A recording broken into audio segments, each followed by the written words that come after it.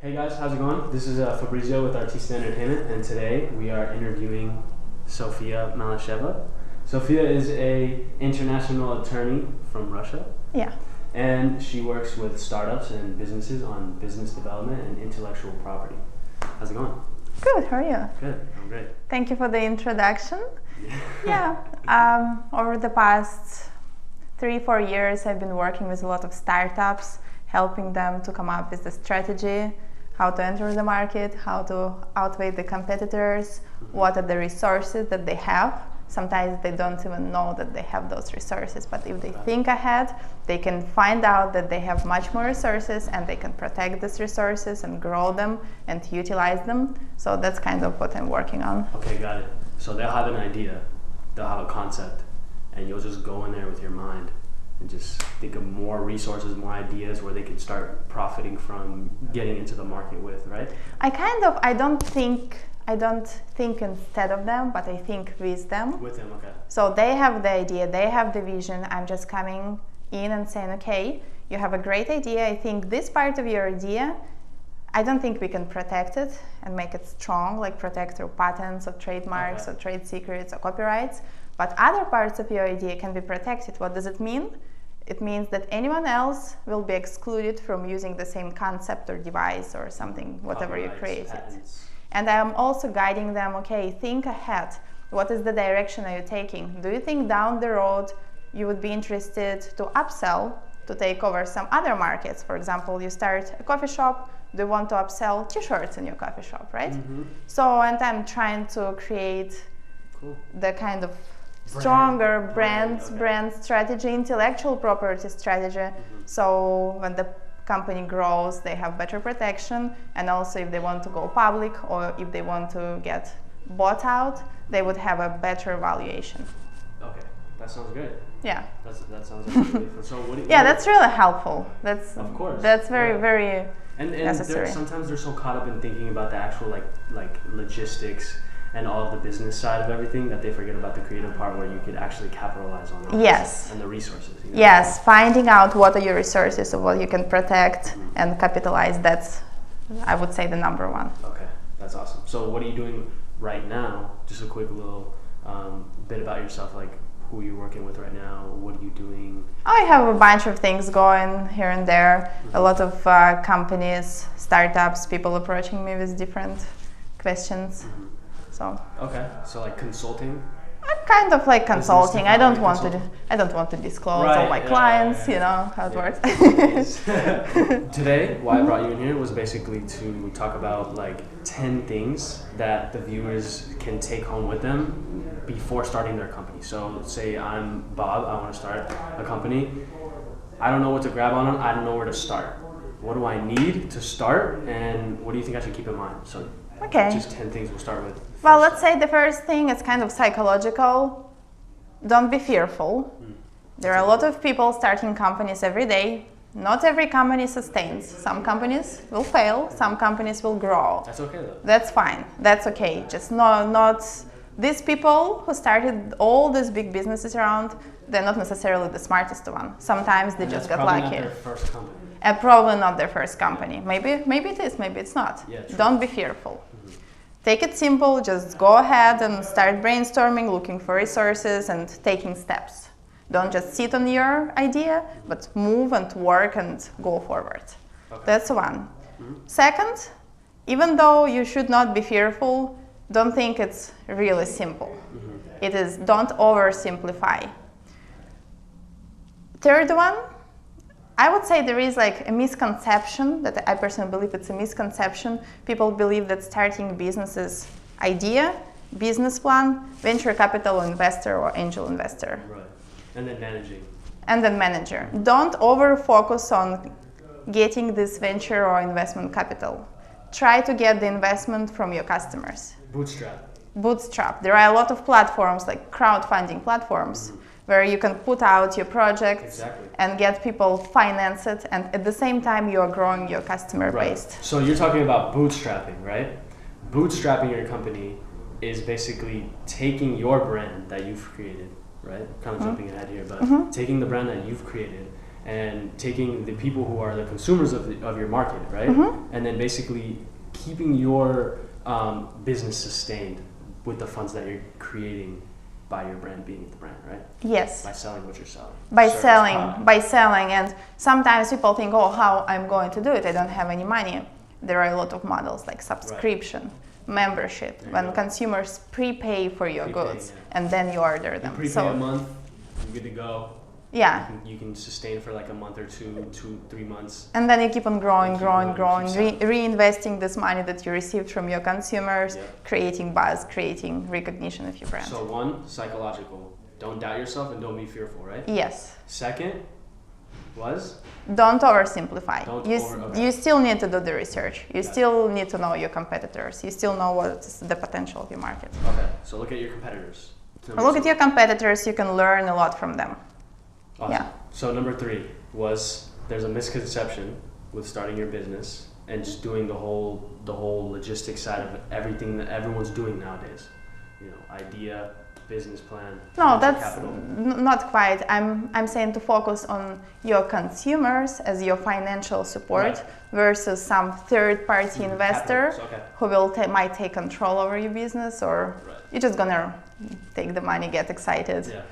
Spend them, and that's it. And forget about the brand. Focus on financing through your consumer. Okay, so you're saying that sometimes, and majority of the time, bootstrapping versus capital is a good idea. Okay. Yes. Cool. Got it. Sometimes you do need capital, but there are ways to grow it slowly and healthier. Healthy. Yeah. Healthy, okay. And then maybe just doing a partnership where it's like, you know, they can invest and they'll take a percentage, but it's not like they're taking creative control. Yes, creative control is very, very, very important. Okay, so you know that for sure as a creative person. Of course, yeah. And I mean, it's different though, because with us, we're doing videos, so Fabrizio, just to let you know, Fabrizio has his own creative company. He does video production, he does commercials. He started on his own, didn't have much, and he's growing now. Yeah, keep going. Every day, just stay busy, keep doing something for the brand. So maybe he will give some tips too. Number 4, right? We're going 3. Okay. You got 3. Number 4. So basically now we're jumping into, first we're starting with the idea, right? And what do you do after that idea? Number 4, can we talk about like the actual physical things that they need? Business name, business license, domain, you know, come up with it depends. It depends on what is your business, right? Sometimes you create everything in-house, sometimes you outsource and keep just a very small part of your business. It really depends on what type of business it is, but yeah, for sure, every business right now needs internet presence. Absolutely. The physical location. Platforms are good for you? It's not just about platforms, making sure, make sure that whatever name you created for your business, you have the website domain available. Yeah. Cool. Because sometimes, in many cases, it's taking. You have to buy it make an offer. Social media presence, Facebook, Instagram. Just think where your consumer is, what type of platform your consumer is using. Maybe it's Twitter, maybe it's Snapchat. Just think about your social media and online presence, so you can start developing something with a very little resource, because internet presence doesn't take so much resource. Yeah, and also not a lot of capital too, because starting an Instagram and starting your brand is free, you know? Well, when we talk about high-level marketing campaigns, you do pay for your customers. But getting people to know your brand and what you do. Sometimes you need zero, just zero money. Exactly. You can just take a picture of something that you do or something that you're selling, put it on Instagram, you know, hashtag your market. 300 hashtags. Exactly, yeah. So people can find it. I mean, we're all guilty of that, right? Because people actually do look at hashtags sometimes, so they'll kind of find your picture and be like, oh, cool, you sell this or you do this. DM, you know, email. So it all jumps in through that platform. Yes. So before any other formality, before incorporating and do anything, you just can start on you can start online, you can start on social media and start putting your products out and let people know what are you working on. Got it. And then what do you think they need after that? After they've got the domain, right? They check GoDaddy, you know, entertainment.com is not taken, they bought it, right? Now they have the name. They might start already doing social media. What do you need next? A logo? I would think that they need to think about branding. Yes, create name, logo, in general brand presence, the look, the feel, because there are a lot of products out there. In many cases, the same products, they just have different look and feel. Right. And people buy things just because they feel they have this inclined towards one brand or another. They want to associate they want to associate themselves with certain culture, certain brand. So think what your consumer would want to associate with. Right. I'm just thinking right now about like street brand wear. You know, someone like a clothes designer, probably, you know. I mean, no, it's true. Like a consumer will probably want to buy someone who's more established and a lot of people know. Whereas like something that's starting and no one else knows about it. Well, sometimes people want to support something that starts out if it's new and fresh and different. And but it looks good though. Yeah. If it looks like, you know. Yeah, I mean, the product needs to be good. Yeah, exactly. So if you're planning to selling something just for the sake of selling and you don't care about the essence of your product, the quality, I don't know if it's such a good idea. Yeah. Okay, so now we got social media platforms, establishing the brand. What do you think they need? Here, at this moment, I think you need to start thinking about intellectual property. Cool. Like, it's a complicated word, but it's not that complicated. It's protecting your name, protecting your logo, making sure that no one else uses the same name, and planning ahead. Or, very important thing, if you created something different, unique, and you think there is a value in this uniqueness and other people don't have the same, I don't know, innovation, device, program, whatever it is, try to make sure you protect this innovation. That down the road it can legally protect. I'm talking about legal rights. Okay, legal rights. So copyrighted material. Copyrighted, trademarks filed. Trademarks filed, design or utility patents filed. If you cannot protect it through any of this means, you sometimes still can protect it as a trade secret. Okay. For example, many restaurants or like beverage companies, they protect the recipe through trade secret. What does it mean? You create the non-disclosure environment. Got it, okay. So someone else that might partner up with your restaurant, and they want to also... You keep it as a secret, you give a very limited access only to qualified employees. You make sure that these employees won't go out and tell because they sign an agreement with you. And so a non-disclosure will make it, basically they can't talk about it outside of business. Yes. They can't start anything that has anything to do with that. Yes. So that idea is just for that entity and that entity alone. And they understand that if they go ahead and tell other people, you will go after them. They will damage your business, you'll go after them. Okay. Yeah.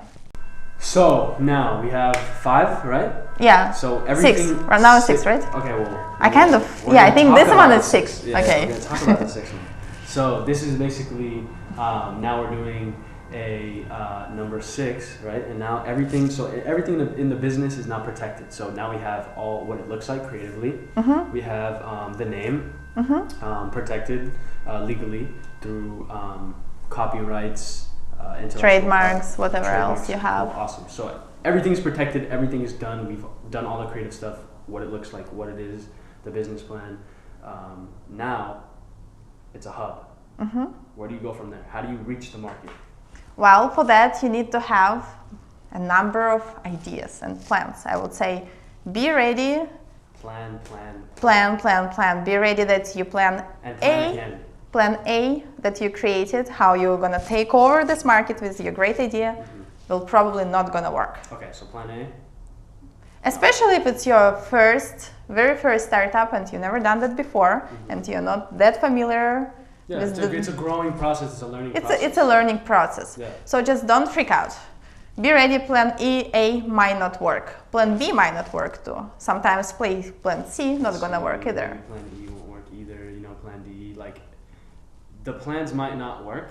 When they do work, I think How would you test that though? Would you test it on social media? Would you test it on Facebook? Would you test it online, marketing? How are you going to test your plan A? Like, what is plan A? Well, it's not real testing. It's actually going and starting doing things for a business. For example, you want to sell something and you start selling it through your website or through Facebook, and you realize it's not working. Or it's not selling enough. It's not selling enough. Just come back and think why it's not working. Or there is a new competitor that you didn't discover. Or there is something else. There is always something else. Right. Don't freak out. Try to think why this particular plan is not working. What can be changed? What can be tested? Do not hesitate. Go out and ask people. Ask professionals. Okay. Collaborate. Get help. Maybe a mentor would be good. Yes, too, right? Okay. Yes. Mentorship is always good. Mentorship, and also working with people maybe that are not like directly aligned with your market, but they could use your like either service or product, and then you can kind of like gain not intellectual property, but gain like ideas, or gain like this is how you do it, this is what you don't do, you know, just mentorship through the people, maybe not like directly, but indirectly in your market, you know? Yes, exactly. And I would say I would transition from here to number 7, and number 7 would be constant product testing and development. Okay. The initial idea that you have in your head, it's just your idea. The real product is created not just by you, it's created by customers, by people. Right. You will be changing your product so many times. When people start using that, and they're gonna think, okay, price is different, but the functionality of product, how it works for people, they're gonna come back to you and say, okay, I think I would like that different, or we are not buying because. Make sure you do this research and you change, you keep on developing your product, you're not being stuck. This is the best idea ever. Right. Just actually get the feedback from people. Okay, so you might have an idea and you might think it's the best idea you've ever thought about, but maybe the market doesn't really respond to it as you would like. Yeah. And just tell people, like, be open-minded, still have this core value idea, but also like you can also change it so the market grabs onto it better, right? A lot of companies started with the one idea and then transitioned into something totally different. Yeah. No, exactly. Yeah. Yeah. No, be open. I can't think of an example right now, but that is true. That is very true. So, where are we on now? So basically we have protected it. Now we're testing the Protection market. Helps here a lot, especially if you want to work with other people and get mentors. You don't need to be afraid of someone taking your idea if it's protected. You can openly start talking about your idea.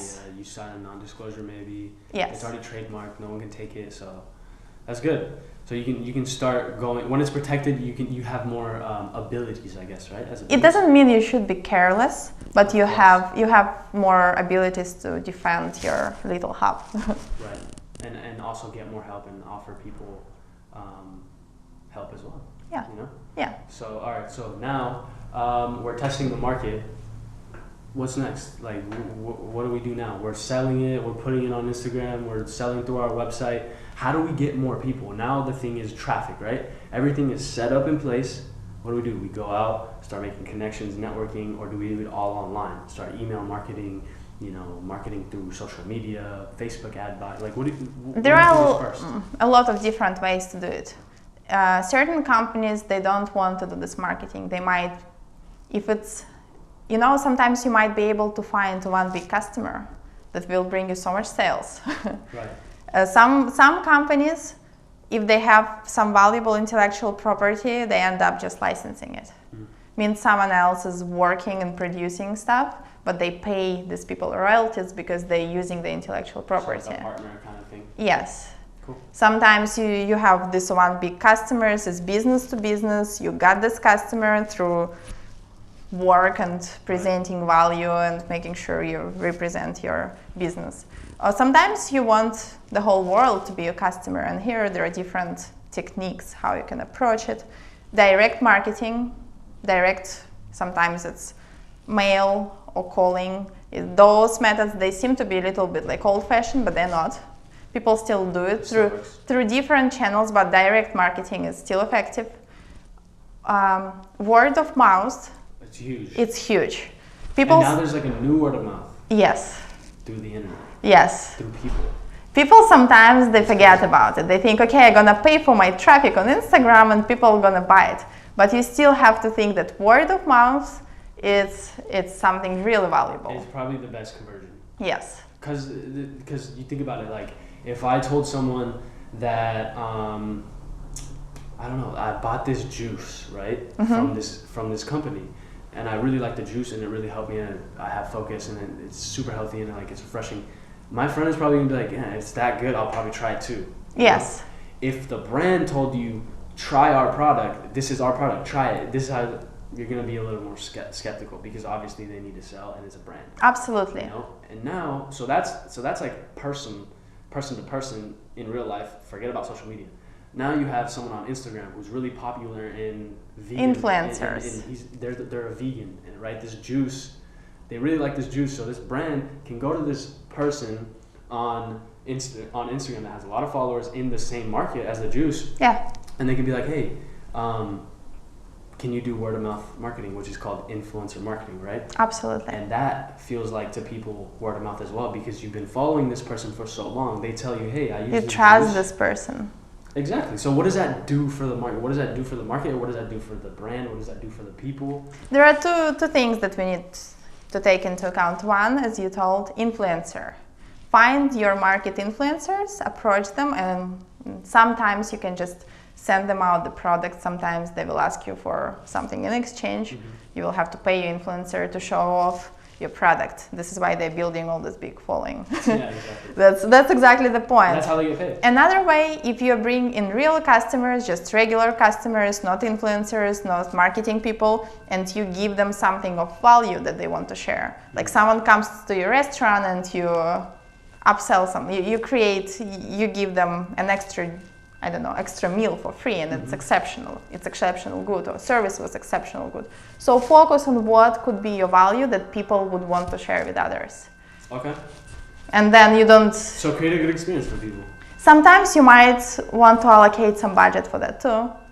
For example, some first customers, they might get some extra things that they didn't pay for. But what it's gonna do for you, they're gonna go out and tell other people. Okay. I think my language was really bad here. No, it's good. I mean, I have some accent. So, where are you from originally? I'm from Russia. Russia. What part of Russia? I'm from Siberia. Siberia. And I'm proud of that. Okay. And my second language was German. Ich heiße Sofia. What's that? Ich heiße Sofia. My name is Sofia. My name is Sofia. I know how to say that in French, I guess. Je m'appelle Fabrizio. Je m'appelle Sofia. Right? No, I don't go that far. You already said your name now. Yeah. Comment ça va? Comment ça va? So now we're speaking French. Anyways, step 9. What's I think it was actually 8. 8? I don't know. We already did 8. Did we? Yes, I think so. We did 6, product development, 7, the marketing, right? Influencers, direct mail, word of mouth. We did 8. Yeah, what was it? 8 was marketing. Okay, well let's combine it. So many points to go over. Whatever. Doesn't matter. So next thing. Now you figured out the best marketing tool for your brand, for your business. Hopefully by that point, you have your business up and running already. Yeah. Honestly, yeah. Because a lot of people can run businesses from home though, right? Yeah. And that's not an issue, and that shouldn't be something you're worrying about. But when you start scaling, you need people to help you out, and working from home isn't going to help. Absolutely. Right? So there is a concept of co-workspace, extremely popular right now. So if you're looking for office space and collaborative environment, if you want to have other people around you working maybe on their own projects, not necessarily for you or with you, but to have them around and be able to talk or utilize conference rooms. Awesome. Yeah, a lot of collaboration spaces. Is there one in San Diego? Or I think we have this WeWork space. I think it's United Kingdom started. Really? Yeah, concept. Here in San Diego? Yeah, I believe so. I think they're and we have some co-work space in downtown B Street. B Street? Yeah. Okay, that's awesome. So, I mean, maybe we'll get more information. And I think we're getting more and more. Of course, because it's a huge environment. Younger people are starting to recognize, like, okay, it's the 21st century. We're in the information age. this is easier than back then, you know? We don't need that much money. All we need is a good idea and to back it up with good branding and stuff like that, right? Good marketing. It's not as hard as it was back then, right? So now I agree with that. Is like, maybe you do Internet opens so many possibilities. I mean, yes, like you can put a video about what you do and 1,000 people could see it, whereas if you tell someone, it's just one and then... But at the same time, I would say that the challenge right now, because there are so many people trying to use this open space, internet, online space, there is a lot of pollution. That's the good word. I was trying to remember the word from my business administration school. Yeah. There is a word for it, but pollution is a good one. Yeah. There is a lot of pollution. What's another word that would be?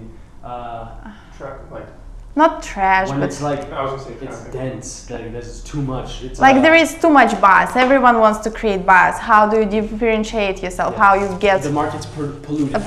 Polluted. Yeah, I like this word. Yes. Yeah. Environment is polluted. Market is polluted. Yeah. That's a fair description. Yeah.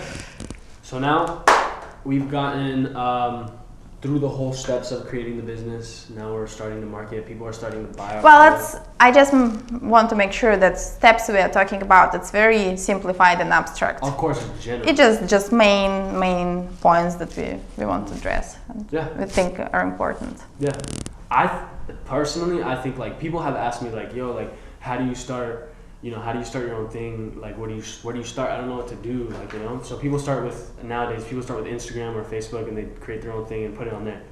Not knowing that, you know, that's kind of like you're not in the legal stages yet. You can't really start making profit yet because you're not really a company, you know? You're just a Facebook page. It's a good point. I would like to add something to that. Yeah. The first thought should be, what is the value? The value. Like people open this Facebook and Instagram pages here and there, and sometimes I have a feeling they don't really ask themselves, what is the value I provide? Mm-hmm. What is that I'm putting out there? Yeah, exactly. If someone asks me, okay, what can you do for me? What is my answer? Or what can your product do for you? What is your idea for me? So know your niche. Know first your value proposition, and then it comes into a niche. Okay, cool. So value proposition would be like, where we do videos for companies and we create content for them. What would be our value proposition? Example, we make people excited about your product, or we make your product visible for much more people around, right? Spectrum. Or I would say I help companies utilize intellectual property to create more value and more money to monetize. Okay, right. So you're helping them. Okay, that's good. So that's their value. To generate more revenue. Your value then would be to generate brand image and generate more revenue through your videos that you are producing for these companies. Yes. Okay. So if someone asks, what do? You don't say, oh, I'm making videos. You say, okay, I'm helping people make more money using my videos. Right. And my creativity, my vision. Exactly, because when you do that for a company and you kind of like creating a story through a lens for their company, for their product, it gets that story, that niche, that value proposition right in their hands, and all they have to do is watch. That's a good point. So people love stories. Yeah, so when you think about marketing, think about story. Exactly. Marketing is a story. And video and marketing go hand in hand, but that's a whole other. Yeah. That's a whole other thing. So, thank you. Well, here we are. Yeah. So. There's great businesses all around. Oh yeah, and I'm sure Sofia's going to be tapped into every single one of those San Diego businesses and is going to be bringing you guys a lot more value. I guarantee it. Where can people check you out? Where can people see what you're doing? You know, your personal life. If you want. I'm in the moment of it's a transition rebranding transition moment. Okay. I'm trying to associate myself with some new companies working with startups while staying connected in the legal world. Mm-hmm. So that's really good. I like the mix that you got going on, because I know you like to do a lot of like creative stuff for businesses and business development like you're doing right now. Mm-hmm. And I know you're an attorney, of course, so you also want to do the legal part, but you got a good mix going on. I can give my email address.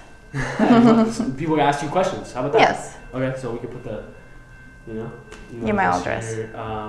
And so we could also put that you work for Kettner right now. Sure. Yeah. But thank you so much for coming to our office. Thank you.